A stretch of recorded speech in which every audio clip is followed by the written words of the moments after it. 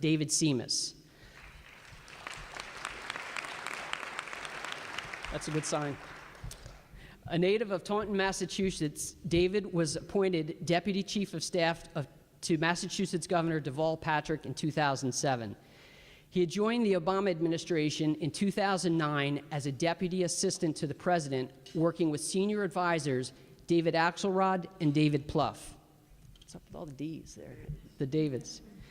David then served as Director of Opinion Research for President Obama's reelection in 2012, and later returned to the White House as Assistant to the President and Director of the Office of Political Strategy and Outreach. In December 2016, David was tapped as the CEO of the Obama Foundation, where he has been tasked with the great responsibility of creating a center that preserves the legacy of President and First Lady Obama.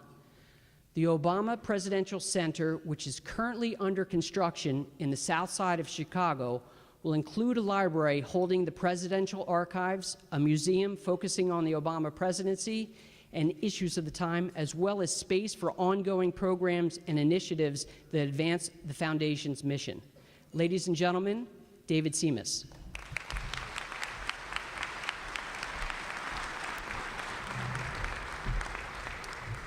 Tony, thank you. Members of the Forum Club, thank you. I will make the obligatory Chicago versus Palm Beach reference right now and get it out of the way. 81 is better than 23. And I will be leaving in a couple of hours back to 23, so I am going to, if I linger, you'll know why. Let me begin with a little story. My mother and father are named Antonio and Yulinda Simas. They're Portuguese immigrants. My first memory, I was 4. My dad came up the driveway at my babysitter's house. And in a Portuguese immigrant family, the babysitter is your aunt or your grandmother, a vovó. And I remember the look on my dad's face. What he told me in Portuguese was that my mom, who worked at a silver factory, because in my hometown of Taunton, Massachusetts, we were famous for silver, forks and knives and spoons. Someone had cut a corner on the maintenance of the machine. And within a blink of an eye, my mom, who had been in the country for 4 years, had lost 2 fingers on her hand. I remember going to the hospital, and I remember just seeing my mom there trying to comfort me, her son. On the successive days that followed, I saw family, I saw friends, I saw coworkers and other people who at that moment of maximum peril for an immigrant family decided to lift them up. A couple of months later, my dad was involved in an accident at a textile mill driving a forklift. Same scenario, except now we were faced with the reality that here are these 2 people who a few years before had done what I still believe to be one of the most courageous things anybody could ever do. Leave everything behind, go to a place where they did not speak the language, understand the culture, where the food was different, where the sights and the sounds and the culture was different. Because of this audacious dream that they had of constructing something better for children they did not yet have, found themselves completely at the mercy of their community. Fast forward 30 plus years, and their son gets off the S2 bus at Lafayette Square, walks across Lafayette Square through the gates at 1600 Pennsylvania Avenue, and had the honor every single day for nearly 8 years to repeat the same thing on my way in the door and on my way out the door at night. Remember who you are and what you represent. Because when I walked in the door to do the job that the president had asked me to do, I was keenly aware that I wasn't there because of any extraordinary talent or grit or resilience. Yes, I worked hard, and I was lucky. But more importantly, when my family fell and when I fell, there were always people in the community to lift me up. I am my brother's keeper. I am my sister's keeper. I am part of a community. Not left, not right, not Democrat, not Republican, American. This country gave me and my family more than what we could have ever imagined. And I just want everybody in this room to know that it has been the singular honor and distinction of my life to pay it forward and work on behalf of the American people the way I did for 8 years. So thank you.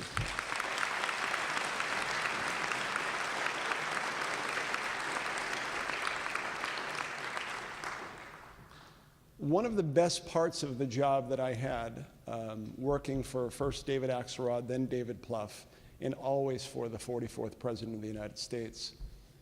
As the political director and then during the reelection campaign, I had the ability to actually leave Washington every couple of weeks and actually go and have conversations and to people.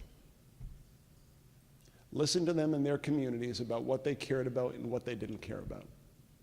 I would then take that information and go back into the West Wing in front of my colleagues who were doing the best as they saw fit, just as previous White Houses, Democrat and Republican, patriots all, doing their job in the way they best saw fit. Part of my job was to say, notwithstanding the best intentions that you may have, notwithstanding the fact that you believe that the policy or the idea that you're putting forward is the best, let me tell you what half of the country thinks about this. Half of the country believes that the choice you're making is wrong or bad. A smaller percentage questions the motives.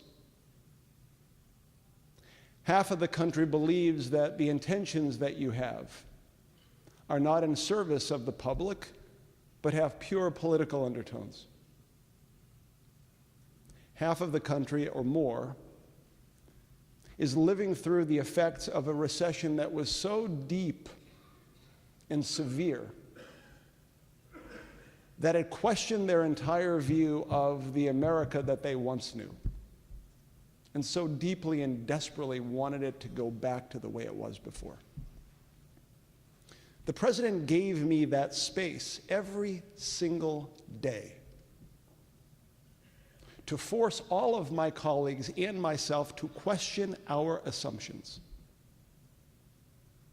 Every day. Because here's one thing that I saw about the presidency. And you will never get over the feeling, and I certainly never did. If I'm in my office in the West Wing, my assistant walks into the room and says, "David, the president wants to see you." First, you want to pass out. Then you go up to the first floor and you want to pass out again. And you walk into that room. And no matter how many times you walked into that room, there is a dignity. There is a transcendent feeling that you're just not dealing with individuals, you are dealing with the history of a people. And it was so important for the President of the United States, for Barack Obama, in that room, to have all of us reflect not just our opinions and beliefs, but that of a cross-section of Americans, every single day. One of my fondest memories is I gave David Axelrod some polling data. And the polling data was about the auto recovery. And the interesting thing about that is the data that I had, both quantitative in the polls and qualitative in the focus group, had a majority of people in Michigan and Ohio saying, not another penny. Let them go under. Don't send good money after bad. Those jobs are not coming back. Axelrod goes into the office to speak with the president. He says, look, I have a responsibility to tell you before you make the decision about the general sentiment in Michigan and Ohio. The president said to David Axelrod, "David, I appreciate you. I appreciate those numbers. Here are the numbers that I care about. If I don't do this, 1.5 million people who have jobs today within 6 months will not have jobs. Communities will be devastated. Yes, the politics are bad. I need to do what I believe is right." Occasion after occasion after occasion, weighing the pros and cons, essentially that's what I saw the president, how he made his decisions. In the 8 years that I worked both in the building and on the reelection campaign, I have to say in complete sincerity, I never once saw the president or the first lady speak to anyone in a disrespectful or ungracious way, because they understood that the responsibility of the President of the United States and the people who work for him are not just to carry out policy and to do the job, but to do the job in a way that is consistent with the best ideals and values of the American people in our country. And it was a great honor to see that. Let me fast forward to December of 2016 on my last day as I walked out of the West Wing. I was thinking about the job that I was about to do, but also reflecting on my 8 years, and something that the president had said to us really stuck with me. He said that the central issue that we're facing right now in the United States and globally is not a tension between left and right. It's not a tension between Democrat or conservative, Democrat, Republican, conservative, and liberal. It's essentially a battle right now, or a tension between the instinct to tribalism and a sense of community. As my old boss, Deval Patrick, would say, do we turn to each other or do we turn on each other? It's very, very easy across the political and ideological spectrum for people to default to the easy cynicism of, because I disagree with you, I choose not to listen to you. And in not listening to you, I turn you into something other than an American tribe, where I question your motive, not what you're saying. There's a statistic that is, for me, one of the most jarring in American society today. And it's something that everybody in this room needs to think about. And the Forum Club is devoted to the sense of dialogue, which is important. In 1974, 50% of all Americans said they trusted most people in the country. 50. In 2014, that number was 29%. Trust in institutions, or the lack of trust in institutions, is a problem. When we stop trusting each other in a pluralistic democracy, that's when society begins to fray. Secondly, in the 1980s, about 30% of Democrats and 30% of Republicans had a negative view of members of the other party. 30. Today, that number is 70. 40+% of Democrats and Republicans believe that the other party is not just wrong, they believe that they are a threat to the well-being of the nation. In an era of mistrust of each other, where a difference of opinion becomes a threat to the well-being of a nation, you now see the power of what Frederick Douglass said when he said that trust is the foundation of society. Where there is no truth, there is no trust. And where there is no trust, there is no society. So as I walked out that day understanding the work that the president had asked me to do, it wasn't as a servant of a Democratic president. It was as the son of Antonio and Deolinda Simas, who had seen things over the course of 8 years that had helped to inform who I am and the way I think about things, but also had given us a clear focus on what we needed to do. The Obama Foundation is focused on one thing and one thing only: training the next generation of civic citizen leader to engage in their community. Not to engage in Democratic politics or Republican politics, not to engage in liberal or conservative politics. You, as members of your community, as citizens. Because here's the thing about the word citizen, and I don't mean the document or the oath. We are right to focus on our rights as citizens. We should guard them zealously in honor of those who have sacrificed in order to protect them. But here's what a bigger piece of citizenship is: your responsibilities. And voting is the minimum responsibility. Responsibility, like all of you sitting here today, as part of a group of civic leaders in a community who are moved by an opening prayer, directing our attention to the children who need guidance or a mentor, or to the seniors in our community who need nothing but someone to come and check on them, or the neighbor who is out of work, who isn't looking for help,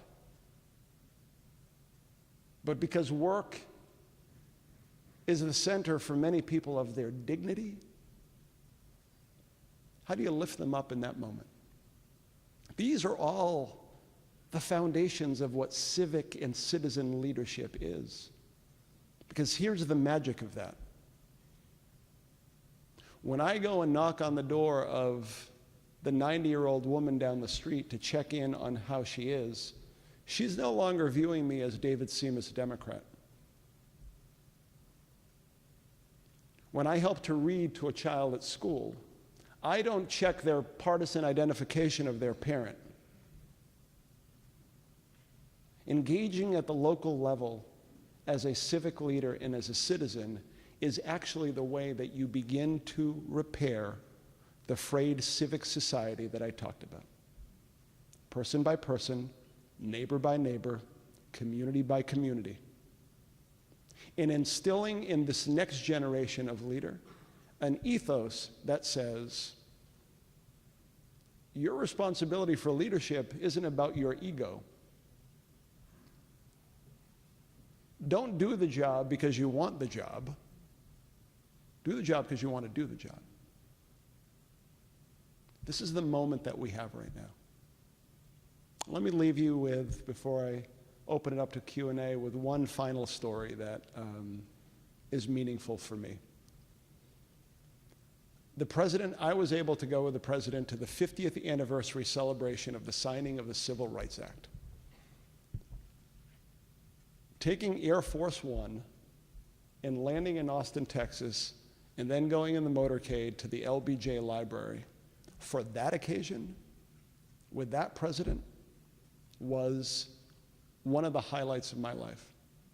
I walked into the rotunda at the LBJ Library, and there were these words on the wall, magic words: voting rights, civil rights, Medicare, Medicaid, and then the word immigration.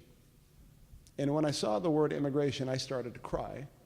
And the president noticed that I had tears in my eyes, like, really? Come on, man. Sorry, sir. It was because it was the Immigration Act of 1965 that allowed me to be there in that room. I then walked down the hall to a green room, and I walked in, and there was a gospel singer, a woman named Mavis Staples, who was sitting there watching a video of herself singing at a freedom rally in 1963.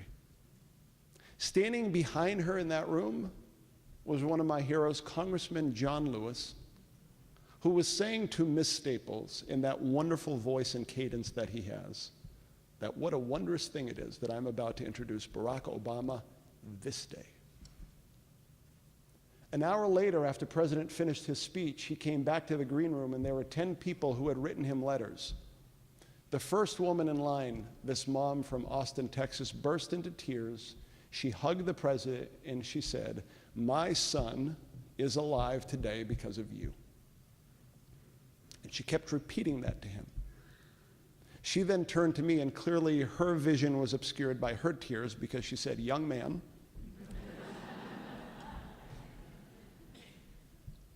she said, do you work for the president?" I stood up as straight as I could, and I said, "Yes, ma'am, I do."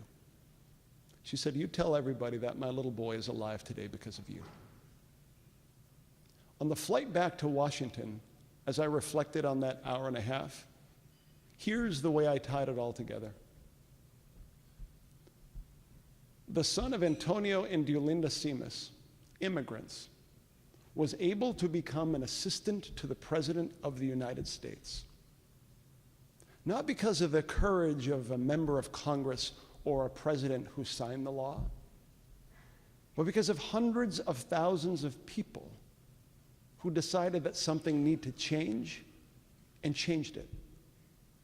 Change in Washington or in a state capital never occurs top down. It is always bottom up. All I could think of was John Lewis, a 22-year-old on a bridge in Alabama because of an idea.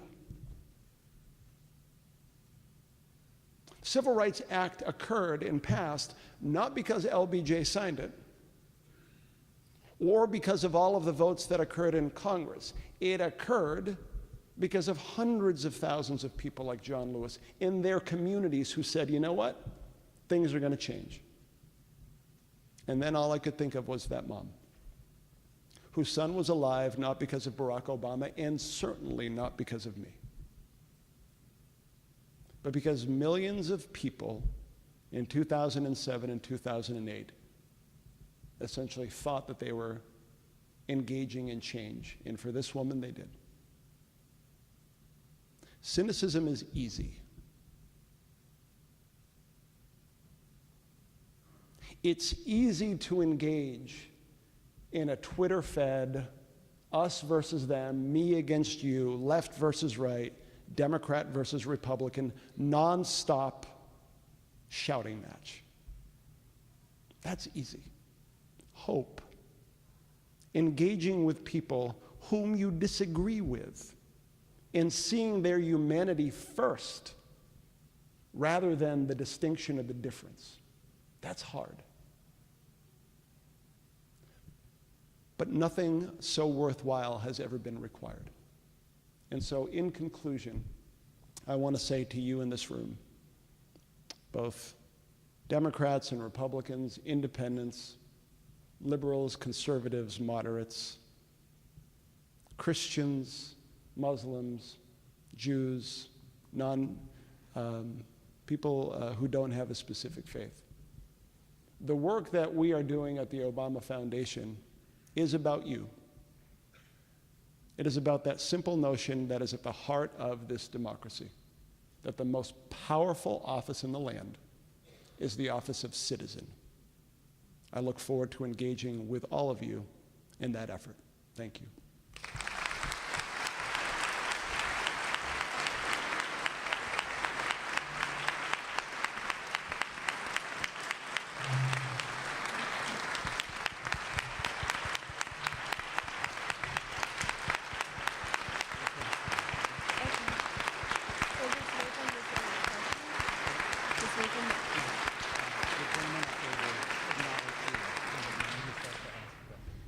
David, our first two questions will come from our students. If the first student from Palm Beach Central High School will please stand and introduce yourself. Good afternoon, Mr. Simas. My name is Marlena Lawrence, and I am from the Palm Beach Central High School debate team.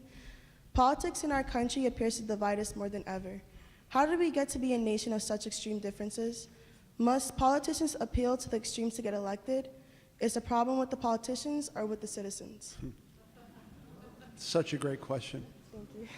Our politics are a reflection of us. As someone who has worked in political strategy and in political campaigns, what you see is oftentimes, solely because you're driven to the necessity of getting to 50 plus 1, you spend a lot of time listening to people, both what they like and what they don't like. Messages then are crafted in a way, on the one hand, that lifts people up in an aspirational way, and on the other hand, appeals to anger. This is the coin of the realm in many campaigns.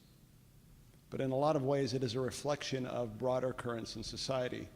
When I think about the divide we're facing in the United States and globally, there are 3 trends that I think have all come together in the past 10 years that help to explain why we are where we are. Number 1, the period of economic dislocation that we're going through right now is real. Whether through automation or globalization or the transition from an industrial economy to a knowledge-based economy, this is real. And people across the spectrum feel it.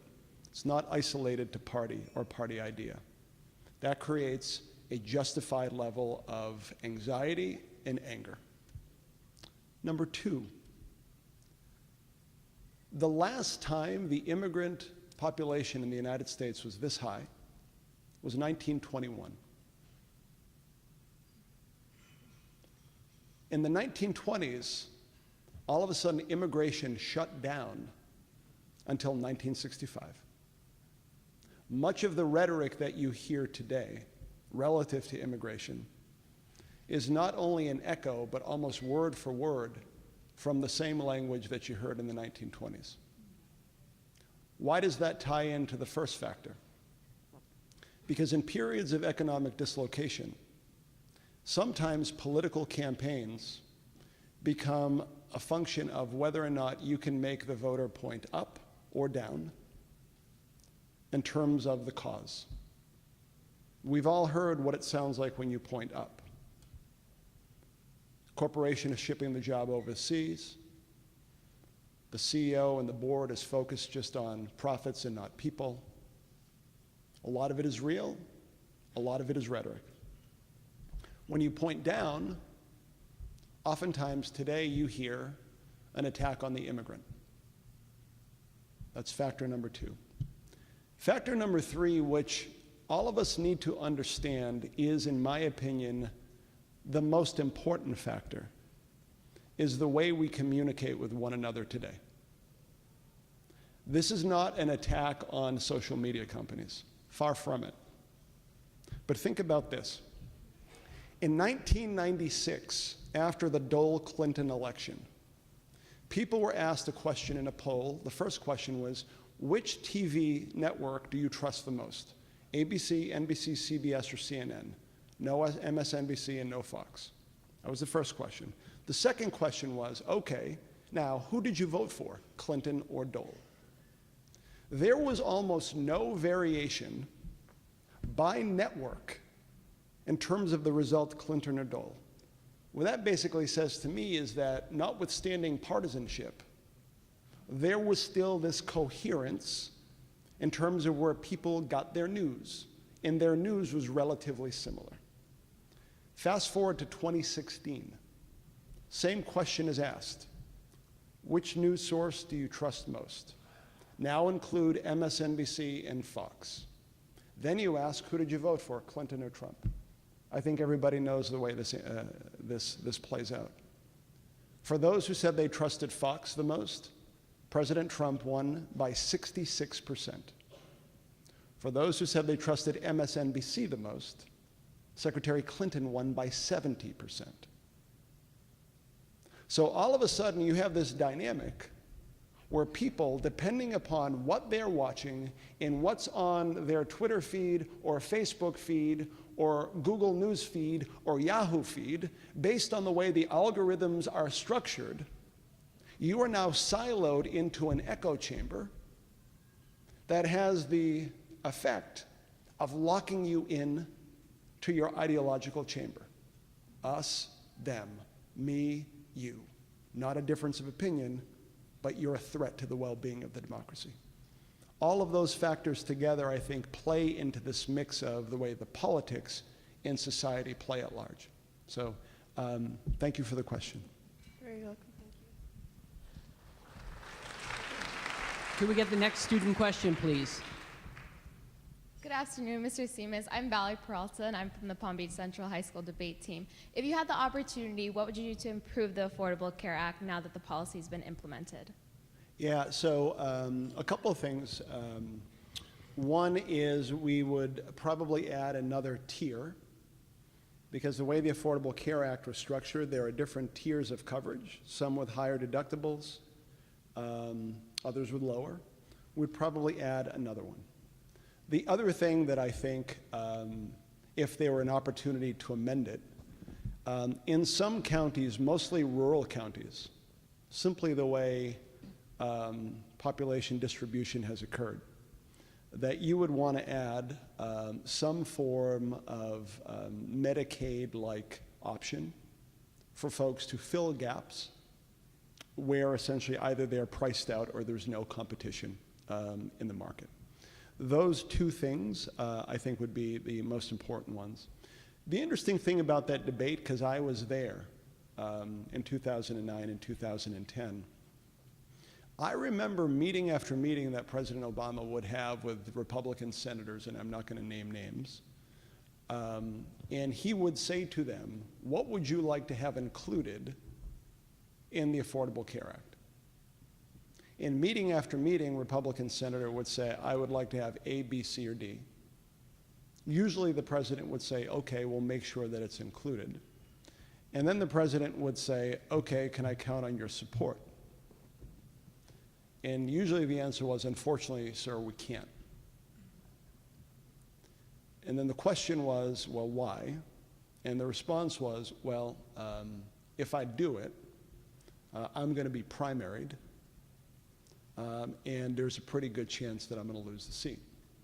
Now, not to paint a picture that that is a Republican phenomenon, there were many instances with Democratic colleagues,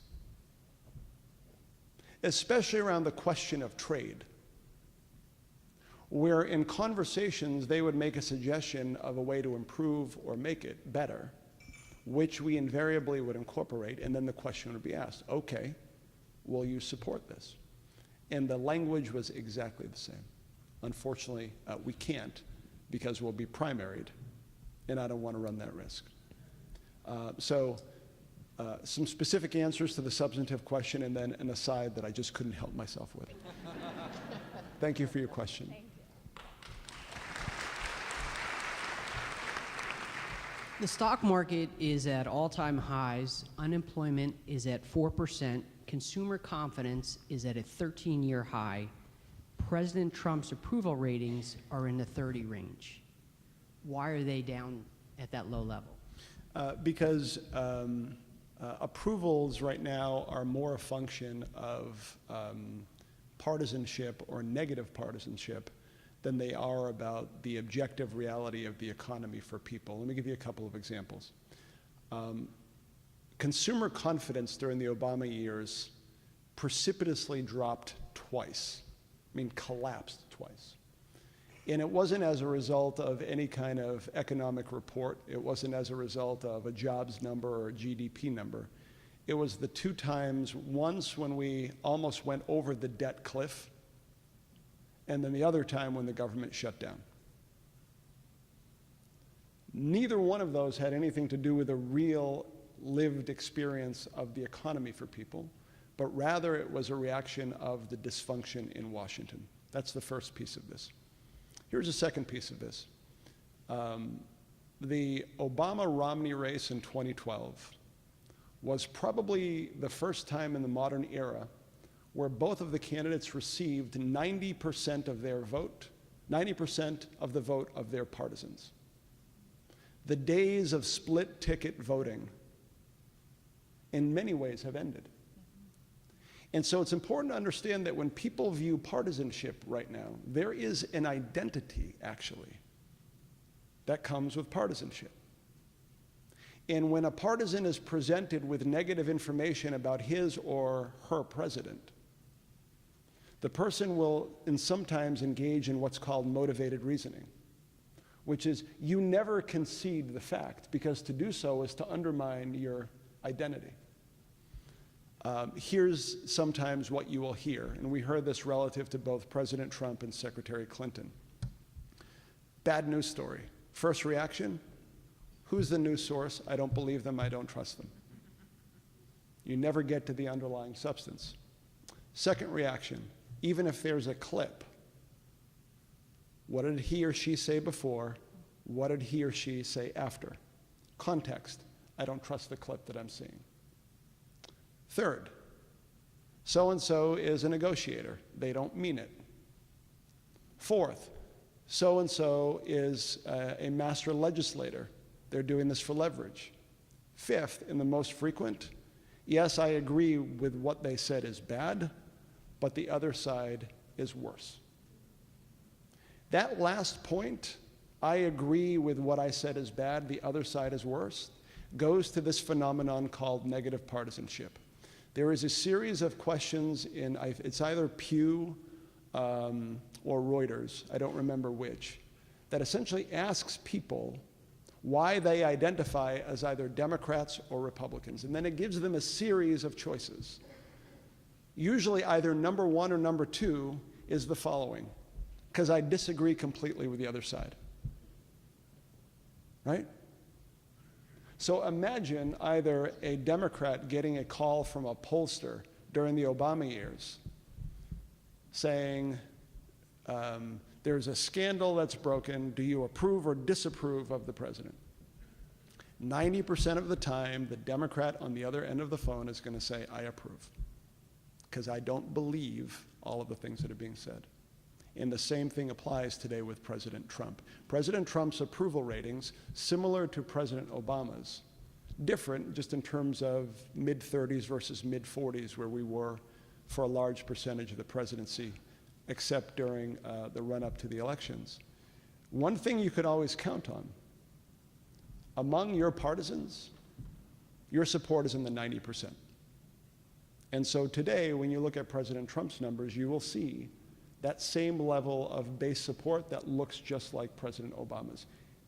It's a long way of saying, when it comes to partisanship, you can detach and remove yourself from those seemingly objective data points, because there's an entire identity that's subsumed within your view of D versus R. So do you think you missed an opportunity during the 2 terms? You had some spectacular economic growth. The numbers were tremendous. President Obama really didn't, toot his own horn. Do you think you missed an opportunity there? So the understanding, we forget, Tony, and I don't mean we in this room, I'm being colloquial, the depth of the Great Recession. The economy contracted more deeply than and faster than during the Great Depression. It was a cataclysmic event that upended people. And so the president was always mindful of us, even if a GDP number would come in at 3.5 or the few times it came in higher, to say that's fine.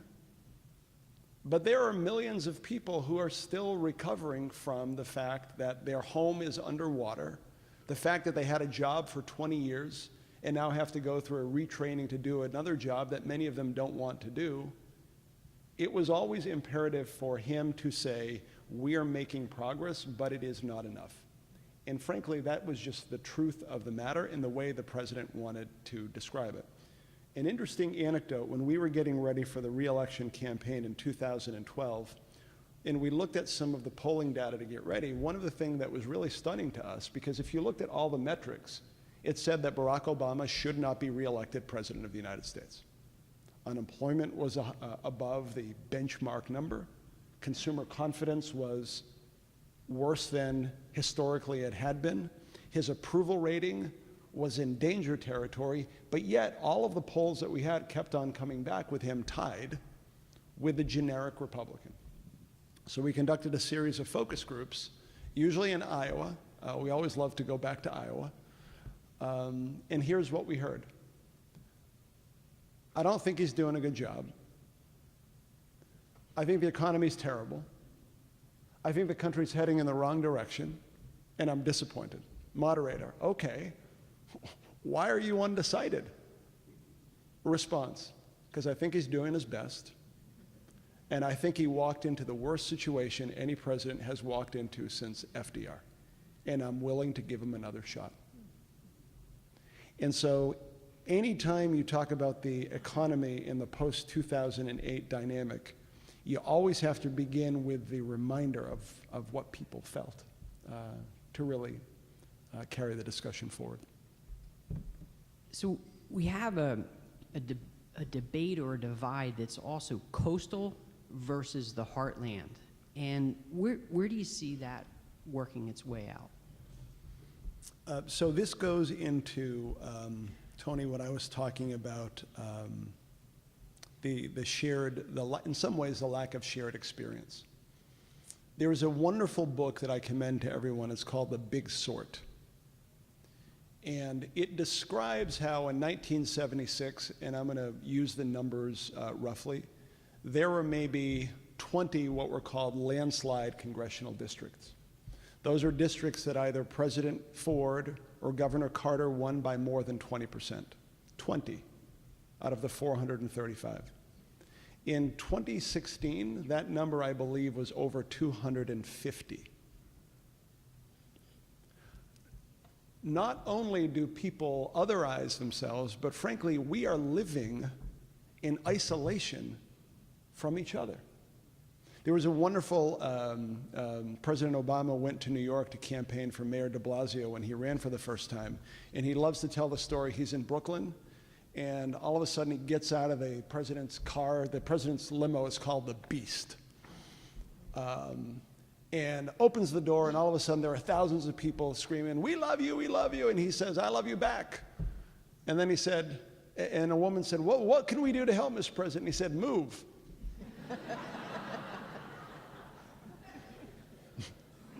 She was a little stunned by that. It's like, what do you do when the president tells you to move? Right? He was like, move to North Dakota, move to Montana, move to upstate New York. Get out of your silo, in your bubble. Engage with other people who disagree with you. This plays into the dynamic where we're living separately. There is a group called Narrative 4 that I recommend to everybody. Narrative and the number 4. It came out of the wake of, I think, what was the worst day in the Obama presidency, which was Sandy Hook. A high school teacher developed this group, and here's what they do. They'll get a dozen people in the room who disagree with each other about a given issue. Let's use guns as an example. Sandy Hook mom stands up to a mom who is an NRA supporter. She gives her story. NRA mom turns to the Sandy Hook mom and gives her story. Sandy Hook mom stands in front of the room and recounts the other person's story in the first person. You put yourself in the other person's shoes. The tears and the empathy that flow from that painful experience are part of what I think the solution is going to be. And obviously, we're not going to, 330 million people are not going to engage, even on Facebook, with a story exchange of that level. But essentially, when we are so divided geographically and in terms of experience, this type of activity is essential. Can you share a side of the president and the first lady that the public did not see? I'll give you two, Tony. One is Newtown. So this is 2 to 3 days after those children were killed in that classroom. And the Secret Service had broken up the families into 6 or 7 different rooms. Each one of them had 2 families, including the sibling children. President and the First Lady arrive, and they go into the room, and essentially all you can do is to hug the parents deeply and to try to convince the siblings that things are going to be better. The whole time, there's the reality that they are parents too. And no parent should ever have to go through that. The amount of grieving after every shooting, after every hurricane, that deep sense of empathy is for me one of the most amazing qualities of President Obama. That's the first thing. The second thing is I flew with him to Portugal, my parents' homeland, in 2010. And as we land at the airport in Lisbon, once again I started to cry. There's a theme here, right? I'm like a mess all the time. Because all I could think of was my parents left from that airport. And here I am landing on Air Force One. We get to the presidential palace in Lisbon, and David Axelrod, my boss, all of a sudden, he's got this mischievous look on his face, so I know something is about to happen. He's like, man, I don't feel well. I'm like, yeah? What do you want me to do? He's like, I want you to go in with the president. And I said, and what do you want me to do? He's like, take notes. I'm like, take notes. So Barack Obama and the Prime Minister of Portugal are having a bilateral meeting, and NATO's the discussion. I'm in the back taking incoherent notes. What a nice moment of kindness by Axe. 2 days later, the president finishes his press conference.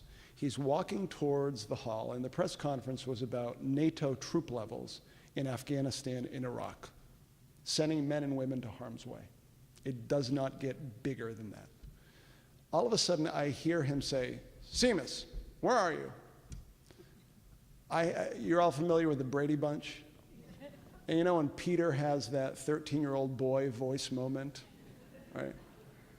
When I said here, I had that kind of cracking.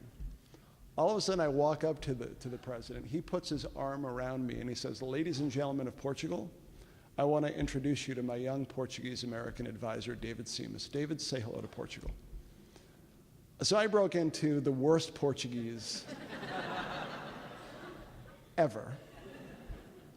I get back on the plane, Tony, and he comes walking by, and I said, Mr. President, why did you do that? And he said, David, I remember what it meant to my family when I went to Kenya. I wanted your family to have that same experience. 30 seconds of kindness resulted in, when we landed at Andrews Air Force Base, my mother called me in tears because her brothers, who still live in Portugal, were watching the evening news, and there was their nephew in the worst Portuguese ever. My dad gets on the phone, and he said, which is a line I will never forget as long as I live, he essentially said, an immigrant's life can be really hard. What I heard today made it all worthwhile. He gave that to me and my family. So do you ever see yourself throwing your hat in the ring? 2020, maybe? My wife, Shauna Lynn McCarty, my childhood sweetheart, is not here, but I am going to answer this the way as if she were here. No. No, dear. With the Q&A complete, we'd like to thank you for joining us here today, and we'll see everybody December 8th for Brian Kilmeade.